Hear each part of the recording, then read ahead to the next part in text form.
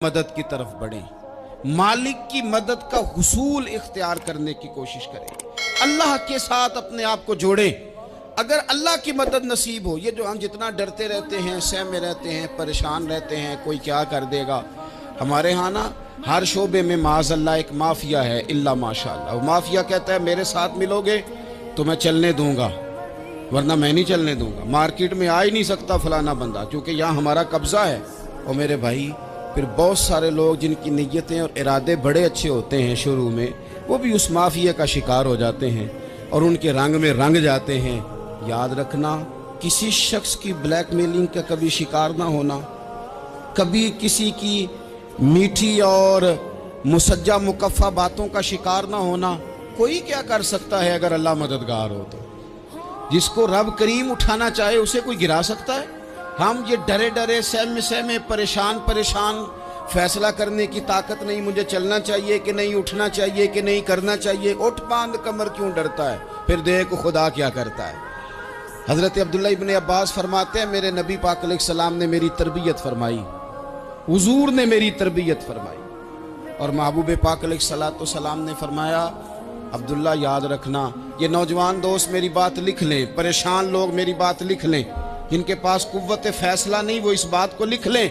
حضرت عبداللہ ابن عباس فرماتے ہیں میرے نبی پاک علیہ السلام نے مجھ سے فرمایا تھا عبداللہ سن، اگر ساری دنیا مل کے تیرا کوئی نفع کرنا چاہے، کر نہیں سکتی جب تک میرے رب کی رضا نہ ہو، اور فرمایا ساری دنیا مل کے تیرا کچھ بگاڑنا چاہے تو عبداللہ بگاڑ نہیں سکتی جب تک رب کریم کی حکمت کا تقاضا نہ ہو۔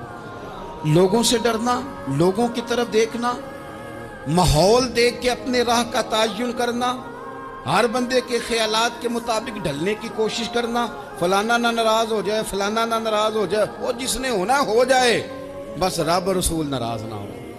اپنی زندگی میں اپنے مالک کو مولا جان کے، بل اللہ مولاکم، اللہ تمہارا مولا ہے، وَهُوَ خَيْرُ النَّاصِرِينَ، وہ بہترین مددگار ہے۔ توجہ جب بھی کریں رب کی جانب کریں، اپنے دل کا قبلہ درست رکھیں، سوچوں کے زاویے سیدھے رکھیں۔ میرے بھائی مالک جب بندوبست کر دے نا، جب مالک بندوبست کر دے پھر ایسا بندوبست کرتا ہے کہ لوگوں کے پاس نا چارہ نہیں رہتا۔ حضرت مریم رضی اللہ تعالی عنہا پاک باز تھیں، مسجد میں رہی تھیں، پر مالک کی حکمت کے تقاضے بڑے عجیب ہیں نا۔ پھر جناب مریم کو اللہ تعالیٰ نے بغیر شوہر کے اولاد عطا کر دی۔ یہ بات ہی ایسی تھی، وہ کسی نے کہا تھا کہ مخلوق تو فنکار ہے اس درجہ کے پل بھر میں سنگے در کعبہ سے بھی اصنام تراشے، تم کون ہو کیا چیز ہے داغ کبابی، لوگوں نے تو مریم پہ بھی الزام تراشے۔ تو لوگوں نے کہا کدھر سے لے آئی بچہ، تیرا باپ تو ایسا نہیں تھا، کہاں سے لے آئی؟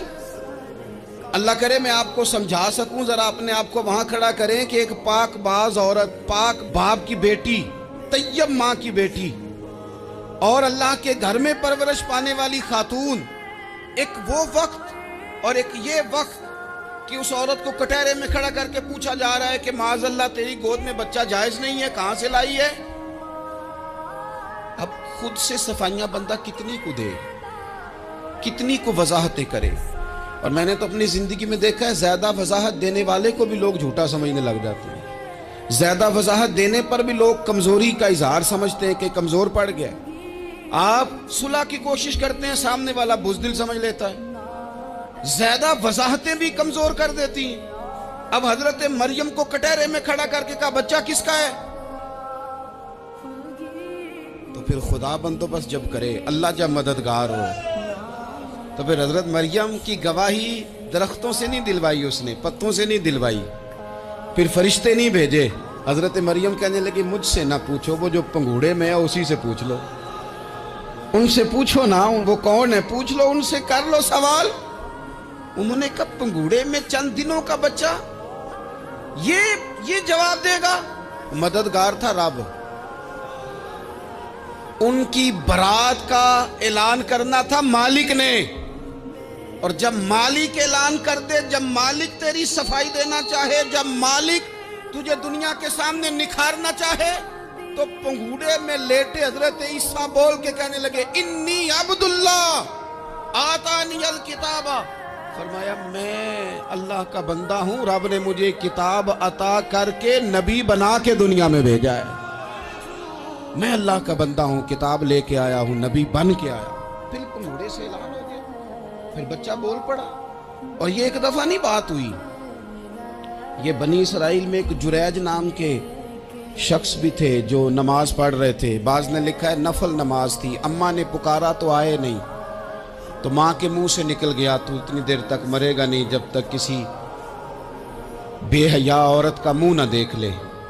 تو وہ عبادت گزار تھے، لیکن لوگوں نے ان کی عبادت ریاضت پرہیزگاری کو نہیں دیکھا۔